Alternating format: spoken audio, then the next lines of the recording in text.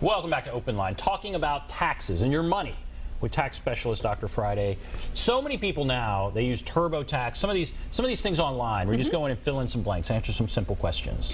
Right. I mean, and one of the reasons we kind of talking about this is because those are the ones that sometimes you'll get more letters, and I'll be honest, that's the ones that I get most of my business from, because of the fact that the program apparently asks a lot of questions. So it says something like, are you head of household? And a lot of times the husband or wife that's the main working person will check off and say, yes, I'm head of household. I bet they both say they're head of household. Then they list who's your dependents. Well, my wife doesn't work in this scenario, I'm just saying. And so they'll put their wife as a dependent, not as your wife.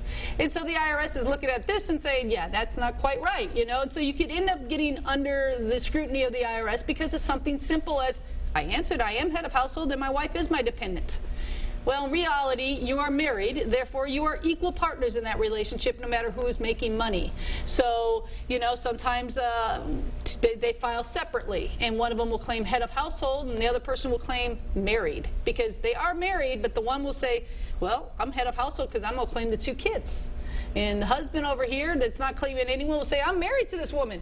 Well, again, you can get yourself in some trouble, and I've had 2 or 3 cases where that has happened. And to learn one thing, if you're married, you're married. Okay? You can be married or married filing separately. You cannot be head of household. That being said, did I say something about exception to the exception? Of course. So if you haven't physically lived in the same house for more than 6 months and you both have paid rent at separate places, guess what? The person having the kids can claim head of household. So I don't want to confuse people because I'm really good at that. My point being, if you're not sure, contact an expert. I would say call the IRS, but I don't believe they actually have a helpline any longer. One of the things that got cut in the last big cutback, so it's very difficult for people to get good answers, which is another problem we have with this, because TurboTax, which I use the professional version, my understanding is in this particular software they do have a little person that you can actually ask questions of. I learned that from their TV ads. Remember, they have like this PhD guy walks in and says, can this person get this?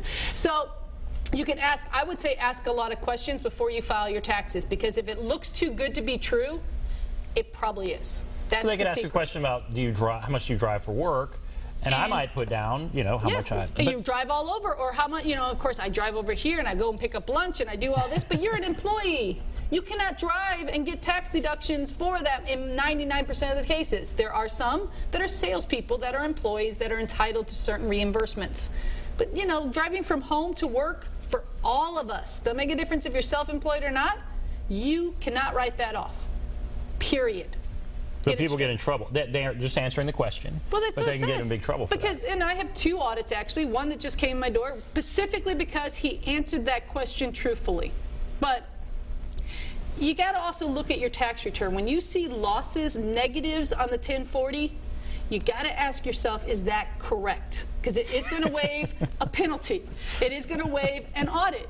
Well, you know, and this person, you know, made 100 plus and had like 40,000 in losses. You know, it sounded great. He got a nice refund. He was happy, but it wasn't right. And now he's going to end up paying penalties, interest, and all that on the money that he got in the first place, which would have been better just to have paid the money or made a payment plan or something like that. So just be really smart about how you answer those questions. And again, if that tax return just looks too good to be true, it sounds wonderful, you're getting a nice nest egg of money, and gosh, you could really use that money, you know, be careful, because that's the kind of thing that definitely triggers audits. The IRS has a computer that just checks all that stuff really fast, and it keeps me in business, so, you know, feel free. And they'll give you the check, right? I mean, these people are getting the money, and a year later, they're getting these audit letters. So, and some of us always joke at the office because it's almost like they wait till the maximum, because the maximum penalty comes at about 8 or 9 months. So they wait for the maximum penalty and interest, then they send out the love letter. Yeah, I like how you call it a love letter. Well, I feel the Internal Revenue Service and myself, we're very close.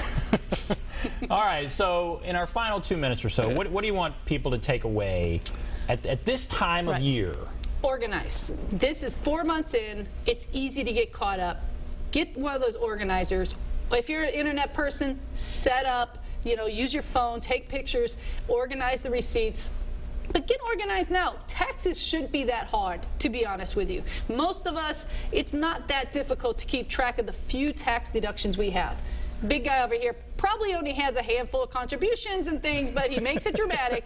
But, you know, if you have rental properties. No, that's a good point. I'm not trying to say I have tons. No, I'm glad you said that. I'm teasing him. Seriously, I have no idea. I don't know his taxes. But my point being is that a lot of people wait to that last minute because they just don't want to know how much money they owe and don't want to have to deal with the payment of it, right? So, you know, it's just, but rental property, keep all the details in a folder so you're able to go back, look at what's a repair, what's an improvement, how much rent did you collect, did you have to evict them? All that information is one place so you can easily put together the information instead of tracking it all over a desk or something. Because people run around. Oh, they always act like it's so dramatic. I mean, come on.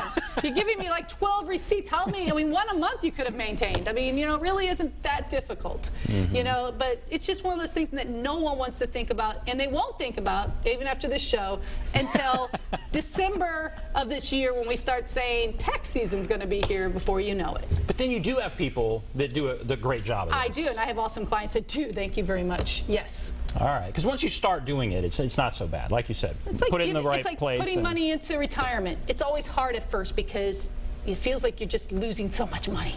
But once you start doing it, you see it eventually starts building. It's a nice thing. All right, we're going to take a break. We'll come back, wrap everything up. Take a break, be back right after this.